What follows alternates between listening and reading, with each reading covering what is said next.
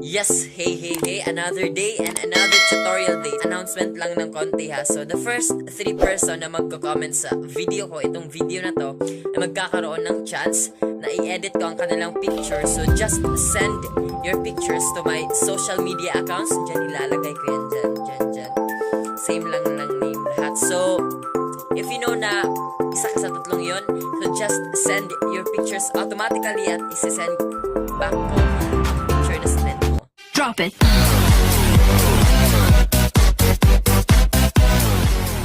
What's up guys?